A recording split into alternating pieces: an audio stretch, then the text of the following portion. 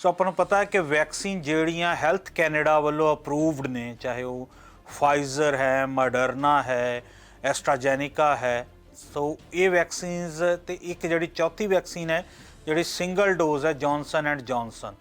ਉਹ health Canada ਵੱਲੋਂ approve ਕੀਤੀ ਗਈ ਸੀ। ਸੋ ਜੌਨਸਨ ਐਂਡ ਜੌਨਸਨ ਦੀ ਪਹਿਲੀ ਖੇਪ ਜਿਹੜੀ ਉਹ ਕੈਨੇਡਾ ਦੇ ਵਿੱਚ ਬੁੱਧਵਾਰ ਨੂੰ ਪਹੁੰਚੀ ਸੀ, ਜਿਹੜੀ 3 ਮਿਲੀਅਨ ਡੋਜ਼ਸ ਦੀ ਪਹਿਲੀ ਖੇਪ ਇੱਥੇ ਪਹੁੰਚੀ, ਪਰ ਉਹ ਹਜੇ ਤੱਕ ਵੰਡੀ ਨਹੀਂ ਗਈ। ਉਸ ਦੇ ਪਿੱਛੇ ਕਾਰਨ ਇਹ ਹੈ ਕਿ ਇਹ ਸਾਹਮਣੇ ਆ ਰਿਹਾ ਹੈ ਕਿ ਉਸ ਦੇ ਵਿੱਚ ਕੋਈ ਨਾ ਕੋਈ ਜਿਹੜੀ ਮੁਸ਼ਕਲ ਹੋ ਸਕਦੀ ਹੈ। ਜਿਸ ਤਰ੍ਹਾਂ ਅਮਰੀਕਾ ਨੇ ਵੀ ਜੌਨਸਨ ਐਂਡ ਜੌਨਸਨ ਦੇ ਉੱਤੇ ਕੁਛ ਦੇਰ ਰੋਕ ਲਗਾਈ, ਕਿਉਂਕਿ ਉਹਨਾਂ ਨੇ ਕਿਹਾ ਕਿ ਉਸਦੇ ਇੱਕ ਪਲਾਂਟ ਹੈ ਜਿੱਥੇ ਉਹ ਬਣਦੀ ਹੈ, ਅਜਿਹੇ ਉਸ ਦੇ ਵਿੱਚ ਜਿਹੜਾ ਕੋਈ ਨਾ ਕੋਈ ਤੱਤ ਪਾਇਆ ਗਿਆ ਹੈ ਜਿਹੜਾ ਕਿ ਪੂਰੀ ਤਰ੍ਹਾਂ ਪਾਸ ਨਹੀਂ ਕੀਤਾ ਗਿਆ, ਜਿਸ ਦੇ ਵਿੱਚ ਕੋਈ ਨਾ ਕੋਈ ਖਤਰਾ ਜਿਹੜਾ ਉਹ ਮਰੀਜ਼ ਨੂੰ ਹੋ ਸਕਦਾ ਜਾਂ ਜਿਹਨੇ ਵੈਕਸੀਨ ਲਈ ਉਹਨੂੰ ਹੋ ਸਕਦਾ ਹੈ। ਸੋ ਅਜਿਹੀ ਗੱਲ ਕੈਨੇਡਾ ਜਿਹੜੀ ਵੈਕਸੀਨ ਪਹੁੰਚੀ ਹੈ, ਉਹਨਾਂ ਦਾ ਜਿਹੜਾ ਪਲਾਂਟ ਹੈ ਬੈਲੀਮੋਰ, ਉੱਥੇ ਜਿੱਥੇ ਬਣਦੀ ਹੈ US 'ਚ, ਉੱਥੋਂ ਜੇਕਰ ਇਹ ਹੋਈ ਤਾਂ ਉਸ ਦੇ ਵਿੱਚ ਵੀ ਇਸ ਤਰ੍ਹਾਂ ਦੀ ਕੋਈ ਨਾ ਕੋਈ ਪ੍ਰੋਬਲਮ ਹੋ ਸਕਦੀ ਹੈ। ਸੋ ਹੈਲਥ ਕੈਨੇਡਾ ਨੇ ਇਹੀ ਕਿਹਾ ਕਿ ਅਸੀਂ ਪਹਿਲਾਂ ਸਾਰੀਆਂ ਡੋਜ਼ਸ ਨੂੰ ਜਾਂਚਾਂਗੇ, ਸਾਰੀ ਜਿਹੜੀ ਖੇਪ ਆਈ ਹੈ ਉਸ ਦੀ ਟੈਸਟਿੰਗ ਕਰਕੇ ਫਿਰ ਹੀ ਉਹ ਲੋਕਾਂ ਦੇ ਲਈ ਭੇਜੀ ਜਾਵੇਗੀ ਪ੍ਰੋਵਿੰਸਸ ਨੂੰ। ਸੋ ਇਸੇ ਤਰ੍ਹਾਂ ਐਸਟਰਾਜੈਨਿਕਾ ਬਾਰੇ ਵੀ, ਜਿਹੜੀ ਪਹਿਲਾਂ ਐਸਟਰਾਜੈਨਿਕਾ ਦੀਆਂ ਵੀ ਡੋਜ਼ਸ 1.5 ਮਿਲੀਅਨ ਆਈਆਂ ਸਨ USA ਤੋਂ, ਉਸ ਬਾਰੇ ਵੀ ਇਸ ਤਰ੍ਹਾਂ ਦੀ ਗੱਲ ਆਈ ਸੀ ਅਤੇ ਬਾਅਦ ਵਿੱਚ ਹੈਲਥ ਕੈਨੇਡਾ ਨੇ ਉਸ ਦੀ ਜਾਂਚ ਕੀਤੀ ਸੀ ਅਤੇ ਉਸਨੂੰ ਅਪਰੂਵ ਕੀਤਾ ਸੀ।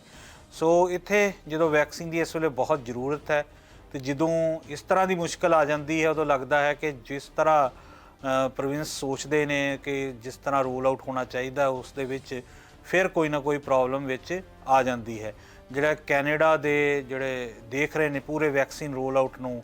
ਮੇਜਰ ਡੈਨੀ ਫੋਰਟਨ, ਉਹਨਾਂ ਨੇ ਵੀ ਇਹ ਕਿਹਾ ਕਿ ਜੇਕਰ ਸਾਨੂੰ ਵੈਕਸੀਨ ਸਪਲਾਈ ਪਿੱਛੋਂ ਕਿਸੇ ਤਰ੍ਹਾਂ ਦੇ ਹੁਣ ਅਗਾਂਹ ਡਿਲੇ ਨਾ ਆਏ, ਜਿਸ ਤਰ੍ਹਾਂ ਮਾਡਰਨਾ ਵੱਲੋਂ ਪਿਛਲੇ ਦਿਨੀ ਆਏ ਸਨ, ਜਿਹੜੇ ਉਹਨਾਂ ਦੇ ਉੱਥੇ ਮੈਨੂਫੈਕਚਰਿੰਗ ਡਿਲੇ ਪਲਾਂਟਸ ਦੇ ਵਿੱਚ ਆ ਜਾਂਦੇ ਨੇ, ਤਾਂ ਅਸੀਂ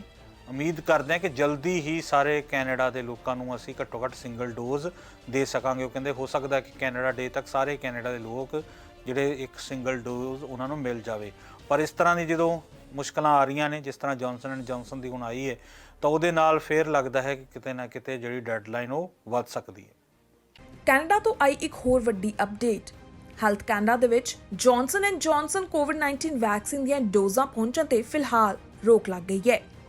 ਦੱਸ ਦਈਏ ਕਿ ਇਸ ਬੁੱਧਵਾਰ ਕੈਨੇਡਾ ਨੂੰ ਜੌਨਸਨ ਐਂਡ ਜੌਨਸਨ ਤੋਂ 3 ਲੱਖ ਦੇ ਕਰੀਬ ਕੋਵਿਡ ਵੈਕਸੀਨਸ ਮਿਲਣ ਵਾਲੀਆਂ ਸਨ, ਪਰ ਕੁਆਲਿਟੀ ਕੰਟਰੋਲ ਇਸ਼ੂ ਦੇ ਸਾਹਮਣੇ ਆਉਣ ਕਰਕੇ ਹੈਲਥ ਕੈਨੇਡਾ ਨੇ ਇਸ ਵੈਕਸੀਨ ਤੇ ਅਸਥਾਈ ਤੌਰ ਤੇ ਰੋਕ ਲਗਾ ਦਿੱਤੀ ਹੈ। ਇਸ ਬਾਰੇ ਕੱਲ੍ਹ ਹੈਲਥ ਕੈਨੇਡਾ ਵੱਲੋਂ ਜਾਣਕਾਰੀ ਸਾਂਝੀ ਕੀਤੀ ਗਈ, ਜਿਸ ਦੇ ਵਿੱਚ ਉਹਨਾਂ ਦੱਸਿਆ ਕਿ ਜੌਨਸਨ ਐਂਡ ਜੌਨਸਨ ਵੈਕਸੀਨ ਦੇ ਵਿੱਚ ਕੁਆਲਿਟੀ ਕੰਟਰੋਲ ਇਸ਼ੂਜ਼ ਪਾਏ ਜਾ ਰਹੇ ਨੇ, ਜਿਸ ਦੀ ਜਾਂਚ ਕੀਤੀ ਜਾ ਰਹੀ ਹੈ। ਤੁਹਾਨੂੰ ਦੱਸ ਦਈਏ ਕਿ ਇਸ ਵੈਕਸੀਨ ਨੂੰ import Emergent Bio Solutions Baltimore facility ਵੱਲੋਂ ਕੀਤਾ ਜਾ ਰਿਹਾ ਸੀ ਅਤੇ ਪਿਛਲੇ ਮਹੀਨੇ ਐਰਰ ਆਉਣ ਕਰਕੇ ਕਈ million Johnson and Johnson vaccine ਖਰਾਬ ਹੋ ਗਈਆਂ ਸਨ,